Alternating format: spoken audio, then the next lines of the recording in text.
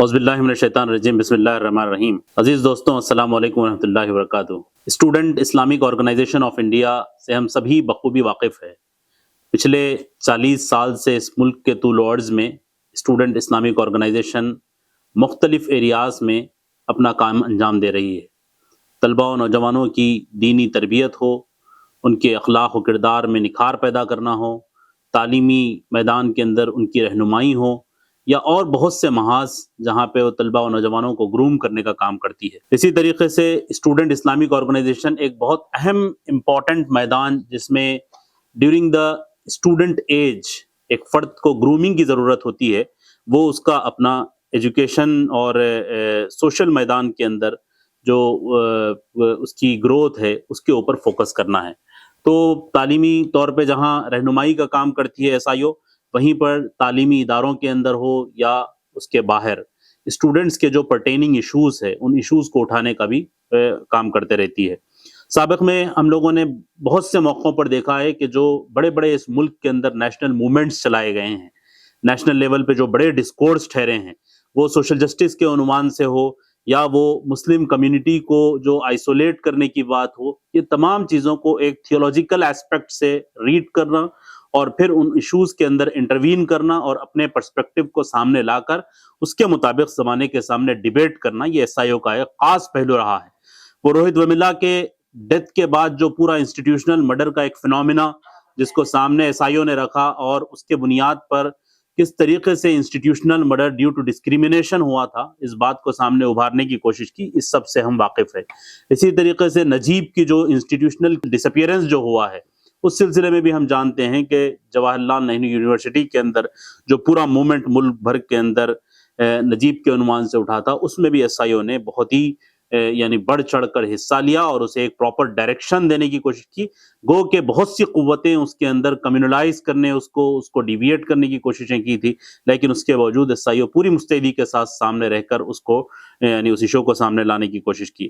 ملک کے اندر ایک بہت بڑا ایشو سٹیزن شپ امینڈمنٹ ایکٹ کے بعد جو اینٹی سی اے موومنٹ اس ملک کے اندر چلا ہے، اس کو ایک پراپر ڈائریکشن دینا، اس کو ایک پورے ملک کی جدوجہد کے طور پہ سامنے لے کر آنا، نہ صرف کسی خاص کمیونٹی کے بلکہ ایک کانسٹیٹیوشنل فریم کے بنیاد پر اس چیز کو ریڈ کرنا اور اس کے بنیاد پہ لوگوں کو ایجوکیٹ کرنا، ملک کے اندر موومنٹ چلانا، یہ سارے چیزوں میں ایس آئی او کا بہت ہی کنسٹرکٹیو رول رہا ہے۔ اور اس پورے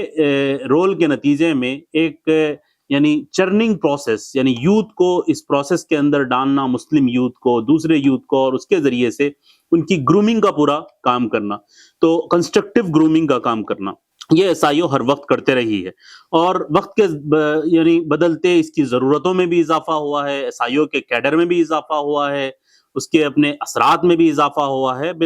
یہ چیزوں کو ہم وٹنس کر سکتے ہیں۔ علی گڑھ مسلم یونیورسٹی کے اندر ہونے والے انتخابات میں کسی وقت ہم خواہش رکھتے تھے کہ وہاں کے انتخابات میں اثر انداز ہو جائے، لیکن ایس آئی او اپنے over the period of struggle یہ بات کو ثابت کر پائی کہ وہ وہاں کے الیکشن میں کے انتخابات میں حصہ بھی لی اور اس کے اندر اثر انداز ہونے کی کوشش بھی کی۔ اسی طریقے سے مولانا آزاد یونیورسٹی کے اندر جو انتخابات ہو رہے تھے، اس میں بہت ہی یعنی ریجنل جو ڈومیننس فیکٹر تھا اس کو ختم کرتے ہوئے کس طریقے سے وہاں پہ پارٹیسپیٹ کی اور وہاں پہ اس الیکشنز کے اندر اثر انداز ہونے کی کوشش کی۔ ایسے ملک کے بیشتر اور بھی اسٹیٹ کے یونیورسٹیز ہے جہاں پہ ایس آئی او اس کے الیکٹورل پروسیس کے اندر ڈیموکریٹک طریقے سے پارٹیسپیٹ ہوتی ہیں اور یونیورسٹی کے اندر طلباء و نوجوانوں میں اپنے نظریے کی یعنی حفاظت کرتے ہوئے، اس کو سامنے رکھتے ہوئے، اس کی بنیاد پر جو ہے چیزوں کے سلسلے میں بحث بھی کرتی ہے، اس کو ابھار کر سامنے بھی لاتی ہیں۔ ایچ سی یو کے اندر ہونے والے الیکشنز ہو، جے این یو کے اندر ہونے والے الیکشنز ہو، ان تمام میں وہ نظریاتی گفتگوؤں کو بھی اجاگر کرتی ہے، جس کے ذریعے سے ایک توازن اس میں برقرار رہے۔